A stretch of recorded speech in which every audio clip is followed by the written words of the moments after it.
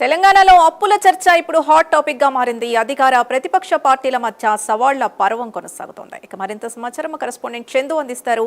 చందు, ఇటు బీఆర్ఎస్ కానీ అటు కాంగ్రెస్ కానీ ఇరు పార్టీల నేతలు సవాళ్లు విసురుకుంటున్న పరిస్థితి. ప్రస్తుతం అక్కడ గన్ పార్క్ దగ్గర సిచ్యువేషన్ ఎలా ఉంది, అసలు టోటల్ ఈ అంశాన్ని ఎలా చూడాలి?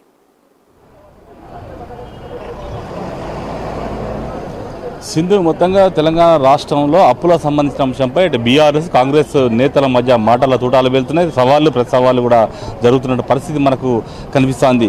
ముఖ్యంగా ఇటీవల శిల్పకళా వేదికగా రైతు భరోసా నిధుల విడుదల సమయంలో ముఖ్యమంత్రి రేవంత్ రెడ్డి అప్పులపై చేసినటువంటి వ్యాఖ్యలపై బీఆర్ఎస్ నేతలు స్పందించారు. ముఖ్యంగా కేటీఆర్ నిన్న ప్రెస్ మీట్ పెట్టి మరి అప్పులపై మాట్లాడారు. ముఖ్యంగా ముఖ్యమంత్రి చెప్పేవన్నీ కూడా అబద్ధాలే. గత బీఆర్ఎస్ ప్రభుత్వ హయాంలో 3 లక్షల కోట్ల అప్పు మాత్రమే చేశారు. కానీ ఈ ప్రభుత్వం వచ్చిన తర్వాత ఇప్పటికే 2 లక్షల పైన అప్పులు చేసింది అంటూ కూడా మాట్లాడు. దీనిపై చర్చకు ఎక్కడైనా సిద్ధం. ప్రెస్ క్లబ్కి వస్తారా ముఖ్యమంత్రి, గన్ పార్క్ వస్తారా, లేకపోతే వరంగల్ జిల్లా సెంటర్కి వస్తారా, ఎక్కడైనా తాను చర్చకు సిద్ధమని చెప్పి కేటీఆర్ కూడా ముఖ్యమంత్రికి సవాలు విసిరారు. ఈ క్రమంలోనే నిన్న జూపల్లి కృష్ణారావు మాట్లాడుతూ ఆయన కేటీఆర్ కూడా సవాలు విసిరారు. రేపు అవసరమైతే తెలంగాణ భవన్కు వస్తాను, గత ప్రభుత్వం ఎంత అప్పులు చేసిందో వివరిస్తాను అంటూ జూపల్లి చేసిన సవాల్ను అటు బీఆర్ఎస్ నేతలు హరీష్ రావు, కేటీఆర్ స్వీకరించారు. ఈరోజు ఉదయమే తెలంగాణ భవన్కు కేటీఆర్, హరీష్ రావు వచ్చారు. వాళ్ళంతా కూడా జూపల్లి కృష్ణారావు కోసం వెయిట్ చేశారు. ఆ తర్వాత ఏదైతే ఆర్ఎస్ ప్రవీణ్ కుమార్ కూడా ఇటు మంత్రులు అడ్లూరు లక్ష్మణ్, అదేవిధంగా అటు పొన్నం ప్రభాకర్ కూడా సవాలు విసిరి ఈరోజు 11 గంటలకు సోమాజిగూడ ప్రెస్ క్లబ్కి వస్తాను, గురుకుల టెండర్లకు సంబంధించిన అంశంపై చర్చిద్దాం,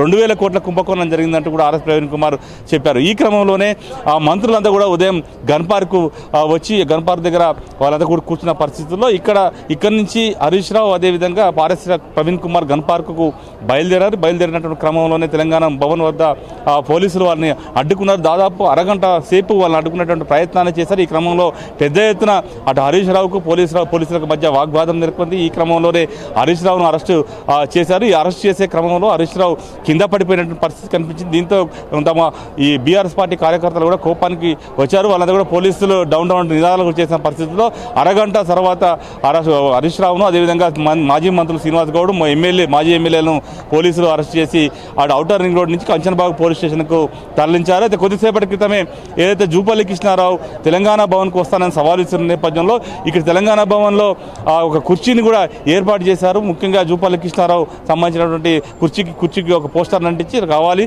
సవాల్ను స్వీకరించి ఖచ్చితంగా వెయిట్ చేస్తామంటూ కూడా కేటీఆర్ కూడా మరోవైపు కుర్చీ వేసుకొని తెలంగాణ భవన్లో కూర్చున్న దాదాపు పావు గంట సేపు ఆయన జూపల్లి కృష్ణారావు కోసం వెయిట్ చేశారు. ఖచ్చితంగా జూపల్లి కృష్ణారావుకు దమ్ముంటే ఖచ్చితంగా తెలంగాణ భవన్కు రావాలి, పోలీస్ ఎస్కార్ట్తో ఇక్కడికి రావాలి, చర్చించడానికి తాను సిద్ధంగా ఉన్నానంటూ కూడా కేటీఆర్ చెప్పాడు. కానీ జూపల్లి ఇక్కడ రాలేదు. ఈ క్రమంలోనే కంచన్బాగ్ పోలీస్ స్టేషన్లో ఉన్న హరీష్ రావును పరామర్శించేందుకు కేటీఆర్ బయటికి వెళ్ళేటువంటి ప్రయత్నం చేశారు. ఈ బయటకు వెళ్ళిన క్రమంలోనే పోలీసులు తెలంగాణ భవన్ వద్ద అడ్డుకున్నారు.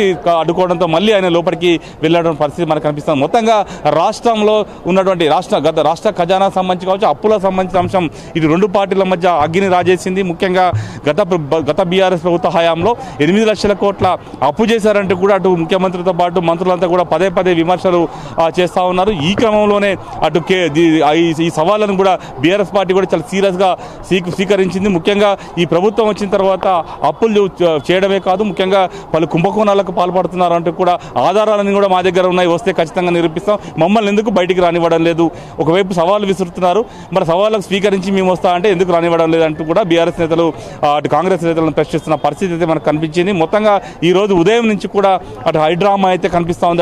అటు ఒకవైపు మంత్రులు, ఇటు బీఆర్ఎస్ భవన్లో ఇటు మాజీ మంత్రులు హరీష్ రావు, అదేవిధంగా బీఆర్ఎస్ వర్కింగ్ కమిటీ కేటీఆర్ కావచ్చు, ఇటు పార్టీకి సంబంధించినటువంటి మాజీ ఎమ్మెల్యేలు, ఎమ్మెల్సీలంతా కూడా ఇక్కడ తెలంగాణ భవన్కి వచ్చి వాళ్ళంతా కూడా వెళ్ళే ప్రయత్నాన్ని చేసినప్పటికీ కూడా మొత్తంగా అడ్డుకుని వాళ్ళెవరిని కూడా అక్కడికి వెళ్ళించే పరిస్థితి అయితే మనకైతే కనిపించలేదు. సింధు.